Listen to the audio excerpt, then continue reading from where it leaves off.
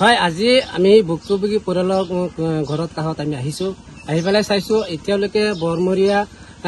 পৰিয়ালহঁতৰ লগত কোনো ধৰণৰ বুজাবুজ হোৱা নাই আৰু যি ইনকাউণ্টাৰ জলিলুদ্দিন আৰু সমীৰুদ্দিন যিটো ইনকাউণ্টাৰ সেইটো ইনকাউণ্টাৰ বেআইনীভাৱে ইনকাউণ্টাৰ কৰিছে আৰু ইনকাউণ্টাৰ নহয় সেইটো হত্যা কৰিছে মুছলমান হোৱাৰ কাৰণে হত্যা কৰিছে মই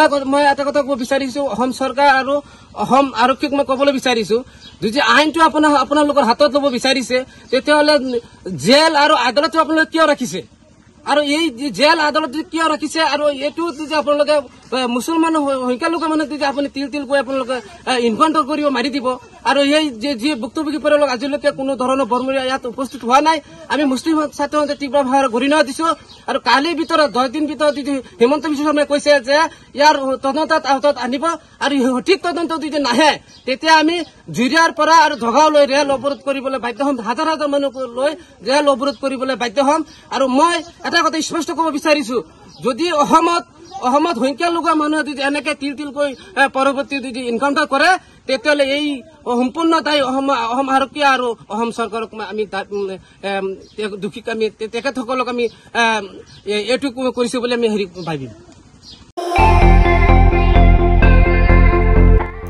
আপুনিও ভুগিছে নেকি গেছৰ সমস্যাত গেছ আৰু লিভাৰ ৰিলেটেড সকলো সমস্যাৰ একমাত্ৰ সমাধান গেষ্ট্ৰচিটি বডজম এচিডিটি ফেটি লিভাৰ পাইলছকে আদি কৰি ভিন্ন গেছৰ সমস্যাৰ সমাধানৰ বাবে কেৱল আপোনাৰ কাষত গেষ্ট্ৰচিটি